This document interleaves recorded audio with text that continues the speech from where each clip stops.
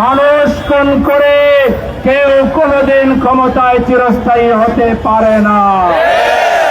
আগামী দিনও যারা চাঁদাবাজি করবেন, টেন্ডারবাজি করবেন, মানুষ খুন করবেন, সংস্কারে বিলম্ব করবেন, মহিলাদের উপরে হামলা করবেন, কোরআনের পাঠশালায় মসজিদে হামলা করবেন, তাদেরও একই পরিণতি হবে।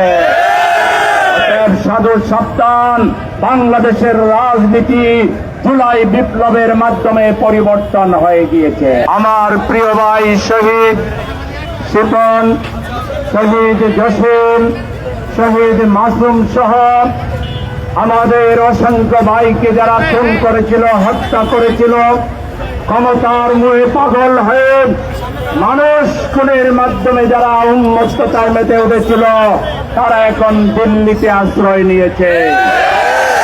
থেকে প্রমাণিত হয় মানুষ খুন করে কেউ কোনোদিন ক্ষমতায় চিরস্থায়ী হতে পারে না। আগামী দিনও যারা চাঁদাবাজি করবেন, টেন্ডারবাজি করবেন, মানুষ খুন করবেন, সংস্কারে বিলম্ব করবেন, মহিলাদের উপরে হামলা করবেন, কোরআনের পাঠশালায় মসজিদে হামলা করবেন, তাদেরও একই পরিণতি হবে। সাধু সাবধান, বাংলাদেশের রাজনীতি জুলাই বিপ্লবের মাধ্যমে পরিবর্তন হয়ে গিয়েছে।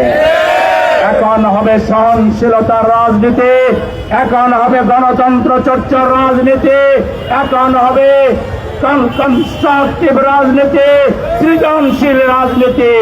এর বাইরে যারা বলবেন দাঁড়িপাল্লায় ভোট দিলে বাড়িতে ফিরে যাওয়া যাবে না, তারা ভোট কেন্দ্রে আসারও যোগ্যতা হারাবে। আগেই তাদেরকে ভোট করার অধিকার নির্বাচন কমিশনকে তাদের বাতিল করে দিতে হবে।